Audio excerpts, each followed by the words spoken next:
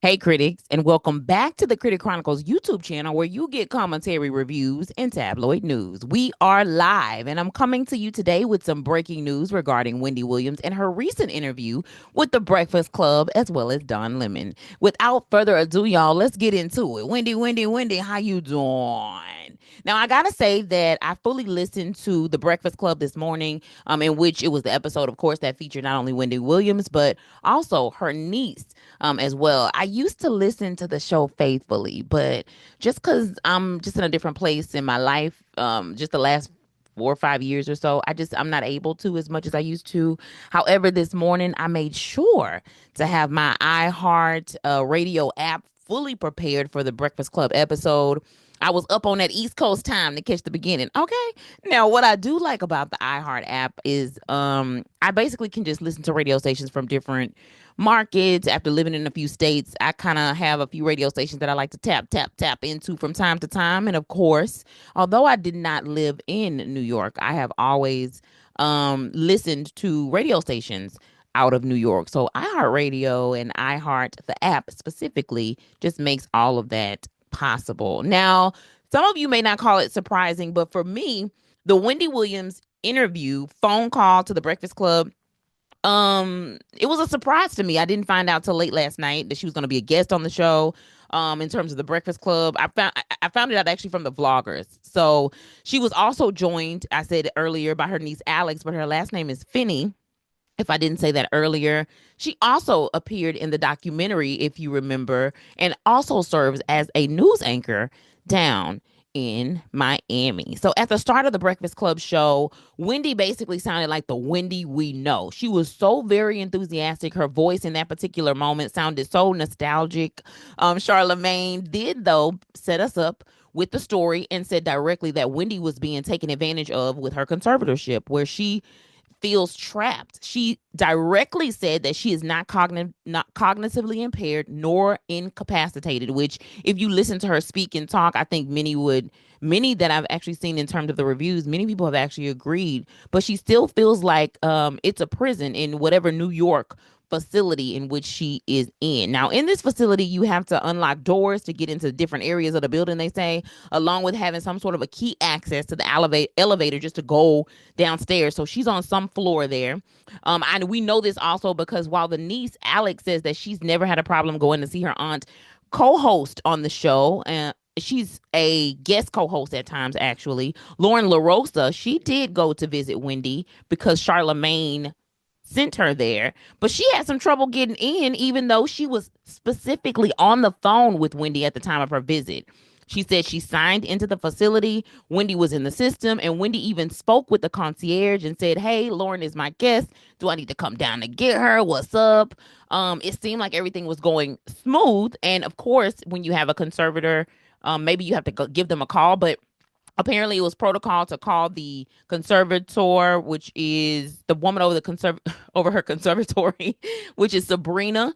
She was basically put on notice, and although Sabrina didn't answer the phone, shortly after that, according to Lauren, a few men basically showed up while Lauren was there and started to pretend like they didn't even know who Wendy or Sabrina was. Like not just Sabrina, but also Wendy as well. So unfortunately, it doesn't sound like she was able to make her way into the building. But something she did say that was, I felt a little funny, that I'm going to share before we get into the super serious part, is Lauren said that Wendy could spot her Chanel bag.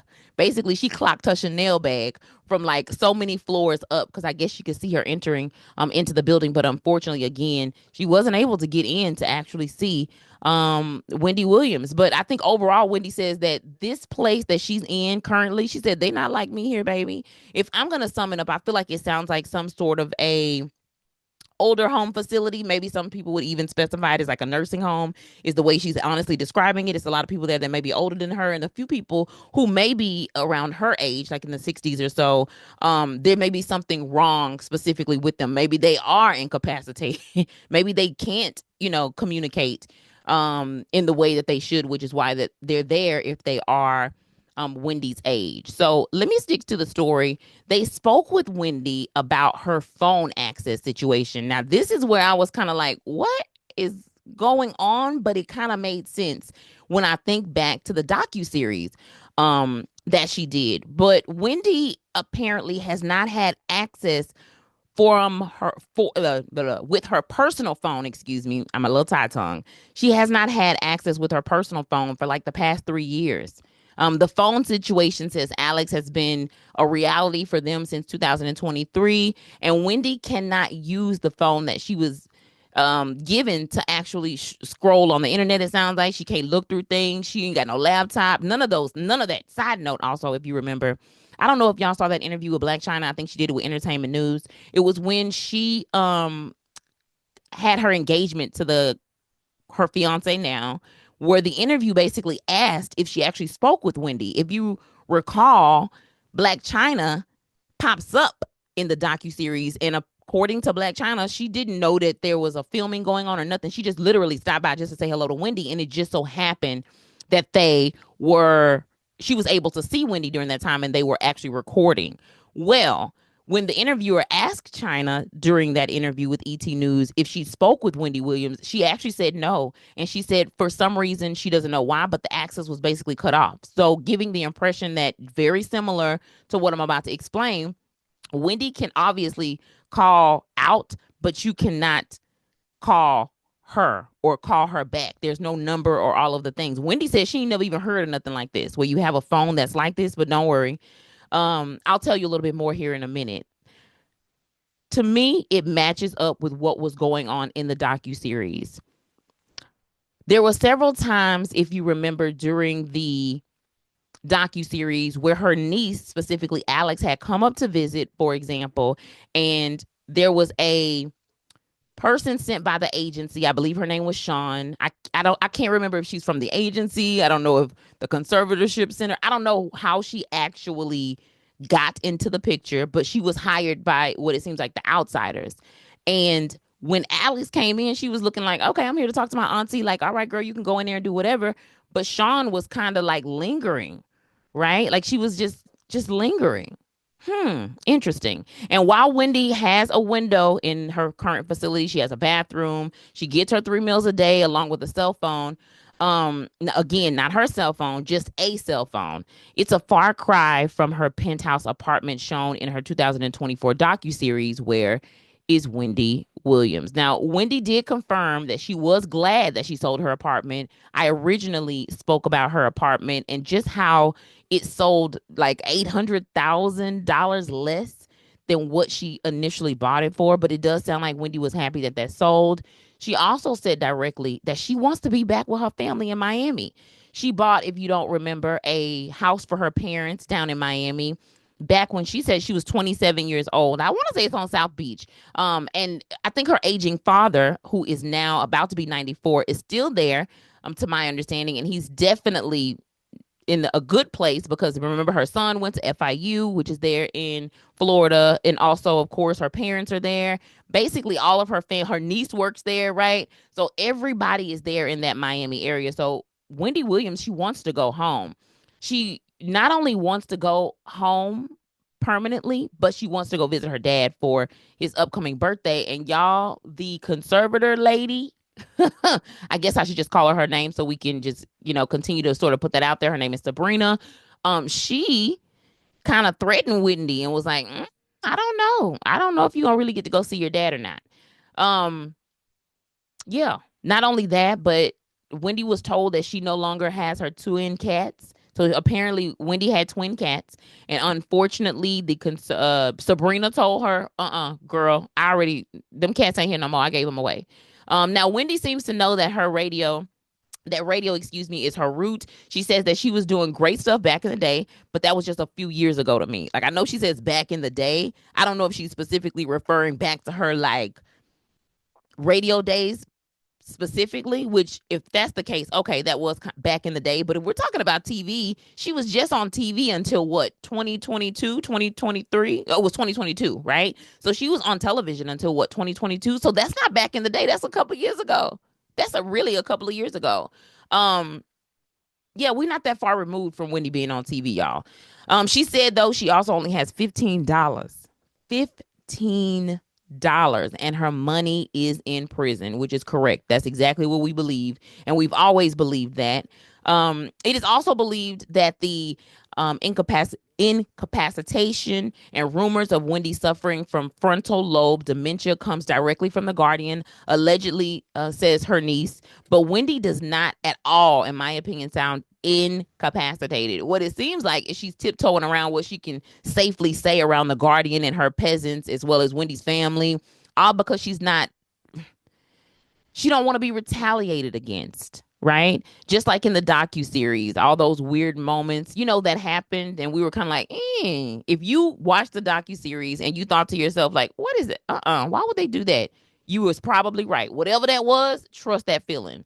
But yeah, Sean in that docu-series was definitely off-brand for Wendy, in my opinion, and now it's starting to make more and more sense as they're opening up more about what's going on. It does sound like, though, Wendy cannot speak freely about her current life situation. It sounds like she can do it privately, but maybe definitely not on a public scale. Now, Charlemagne did remind Wendy that her guardian Sabrina Morrissey is suing A&E Network and Lifetime, saying that they exposed Wendy. But the networks countersued, saying that Sabrina Morrissey sued to make herself look better because the documentary made the Guardian Sabrina Morrissey look terrible.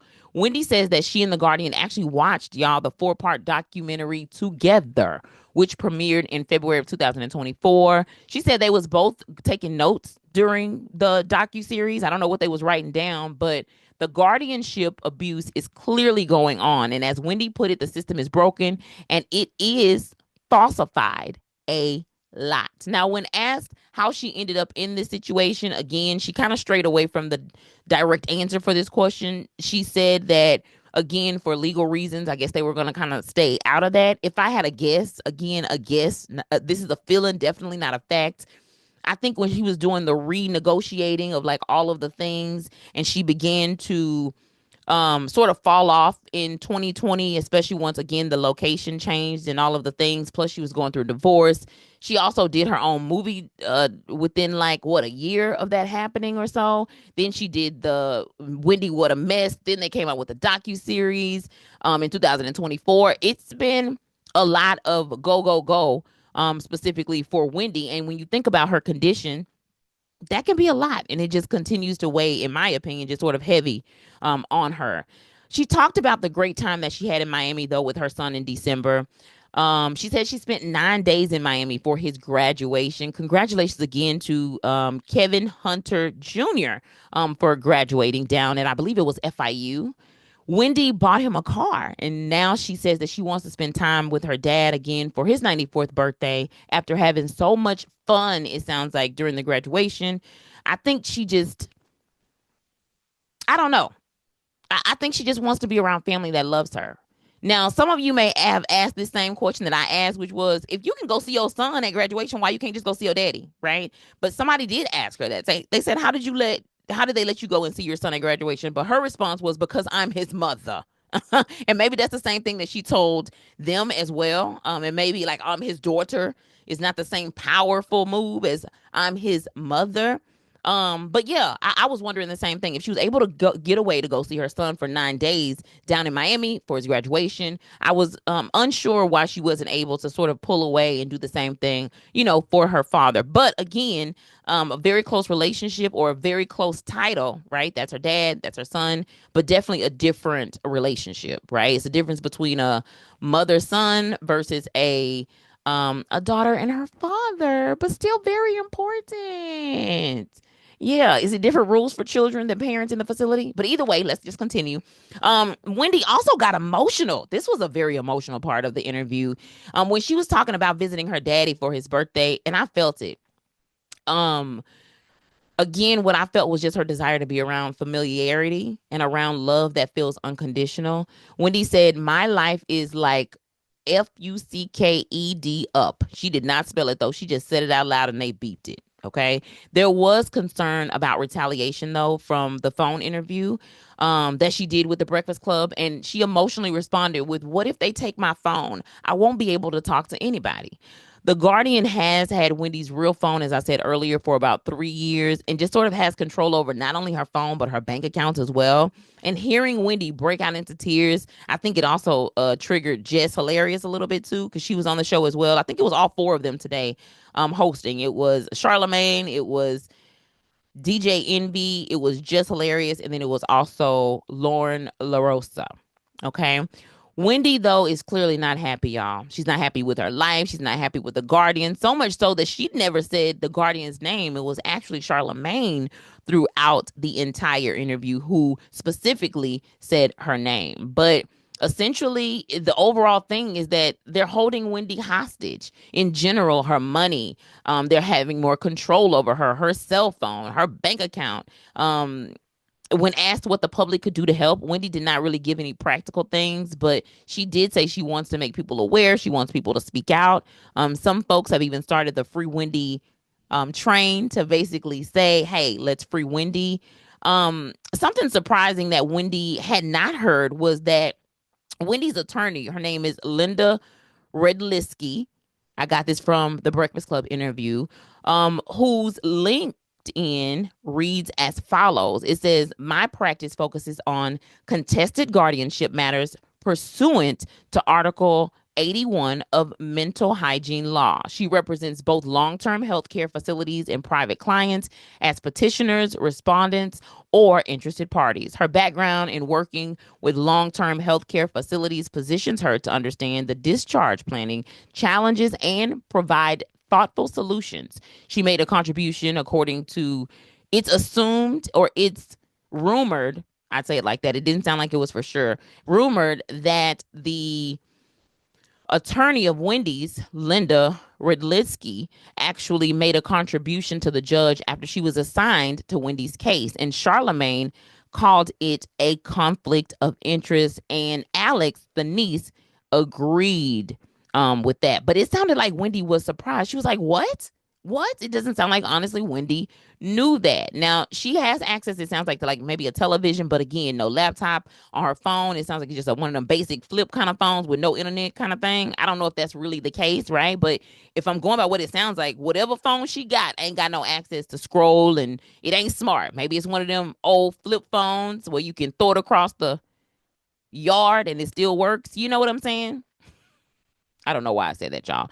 But she also talked about her health a little bit. She said when it comes to her health, she ain't even seen a medical doctor in a very long time, right? She said there's been no medical evaluation to see if Wendy's rights can be restored. That's what her niece said.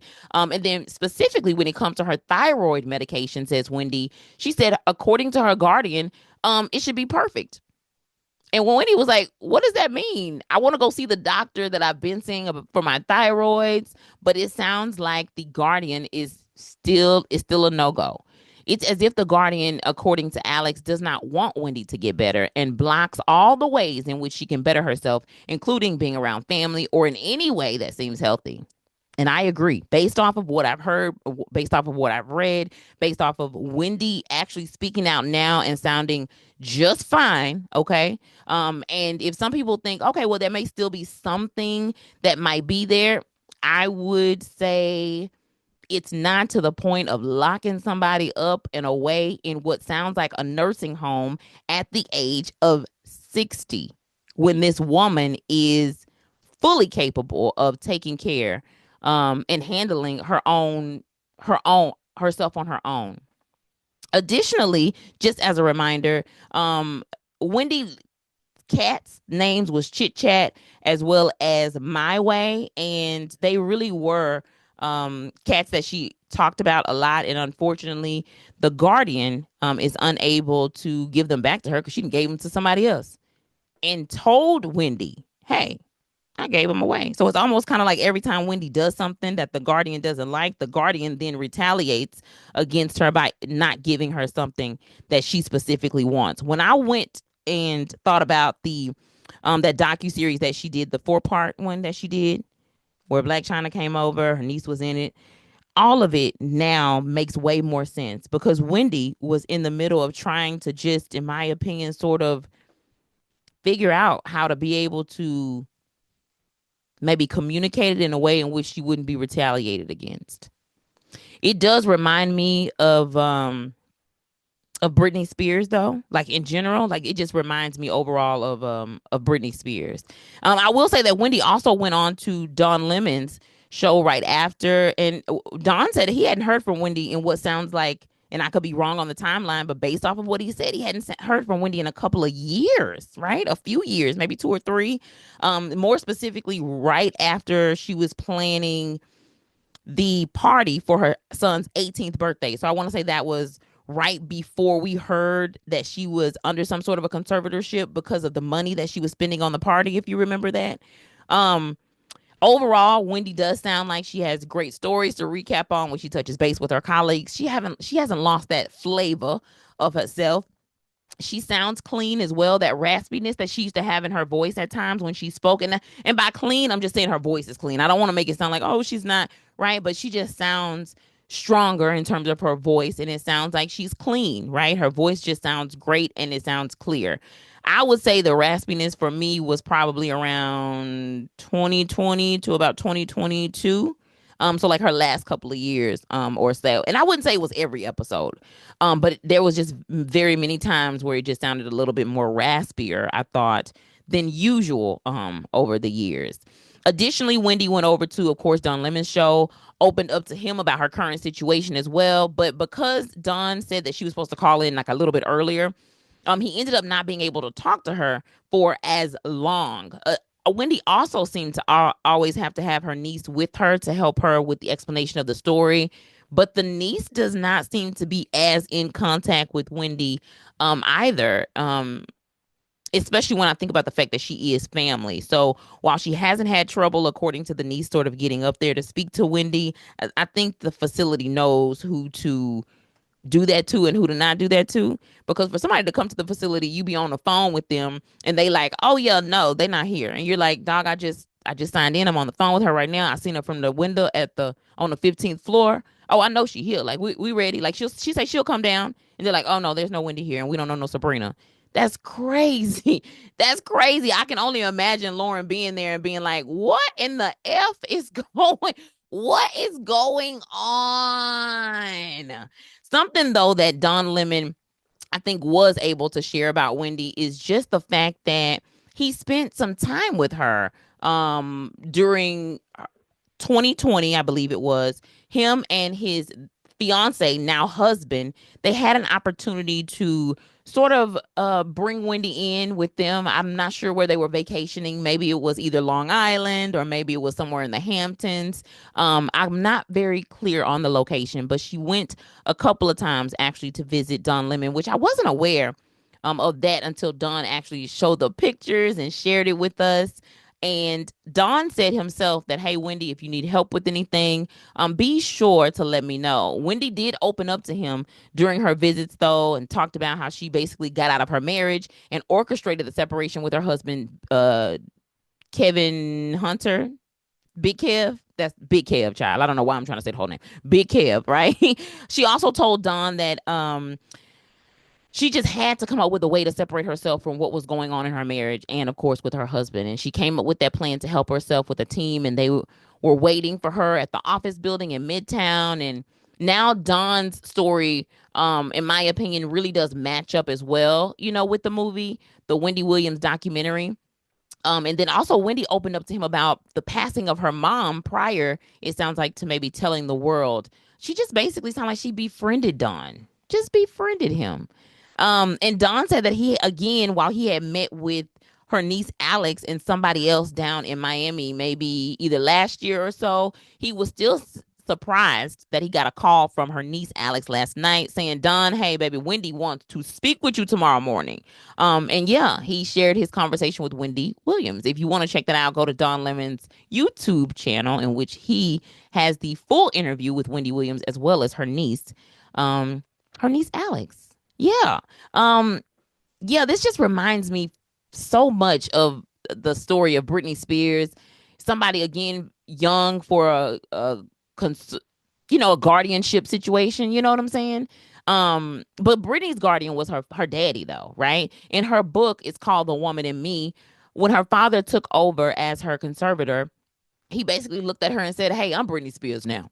And Britney says that she went from basically partying to being a monk. She said that's what it basically felt like. She says then she went on autopilot and just did what she was told because she was basically too weak to fight. Now, I'm going to be leaving out a whole lot of the story, but basically, Britney Spears was under this conservatorship for 13 years, 13 of her adult life years at that. The way, though, it sounds like Britney was able to come out of that conservatorship is she ended up getting her own lawyer. And her lawyer, by the name of Matthew Rosengart, was able to pull her out of the conservatorship into a more normal life. Just as a reminder, Matthew is a prominent former federal prosecutor now with a major law firm, and he has a lot of experience, according to the internet. The first thing they did was they went to court to file a motion to basically remove her dad as a conservator, and then they were able to petition to terminate the entire conservatorship, right? So this woman was in this conservatorship for 13 years of her adult life. 13, again, 13 is that's a long time in adult years when you're not thinking about anything of being a minor. I think Brittany had already had her two kids, had been married. Like, do you know what I'm saying? Like, she was grown, and they basically put her in this conservatorship. But she was still touring, still following along with the schedule that was put before her. Right. So even though she was under this conservatorship, she was still expected to do these normal everyday things as if everything was normal. And I think that's what they're expecting Wendy to do, just go along with what they say. And Wendy like, hell no, get me out of this. Tell the world, pray for me. And then we need to make sure that we get some of these other people that's in situations similar to me. How can we help them? At least that's what that's the direction Alex sounded like she was going. Side note, this ain't the time for side notes, but this is a side note. Do y'all remember when Diddy did the interview with Wendy Williams on her show? I'm going to actually link it below, okay? Because to me, that was the most nervous. When Wendy did that interview with Sean Diddy Combs, with Diddy, she was so nervous. Like, you can see it. Like, you can hear it in her voice. You can see it in her spirit. But Diddy is the reason why she was run out of New York from doing radio. She also talked about that in her movie that she has, the Wendy Williams movie that she did. Yeah, all of the things. I will admit to you, it was so nice to actually hear Wendy herself again. I was glad. I already told y'all I like the fact that we saw her out talking SHIT about them not, them basically abandoning her scooter and all of the things, because in my opinion that helped me to understand, like, oh, okay, gotcha. She's fine, she is fine. So it was very good to actually hear the voice of Wendy Williams herself. And if you're looking for some free Wendy Williams resources, you can find some actually on Hoopla. The resources for Wendy is the Wendy Williams What a Mess. The 2021 documentary is available now, along with Ask Wendy, which is a audiobook as well as an ebook, and then also a 2005 album that I saw called Wendy Williams Brings the Heat, Volume 1. Those are just some resources that are available on Hoopla, because here at the Critic Chronicles, our goal is to provide quality but juicy content from websites, digital magazines, and tabloids, most of which are sourced through our public library. Research from the National Library of Medicine show that there are an estimated 17,000 public libraries nationwide, totaling 4 million visits each day.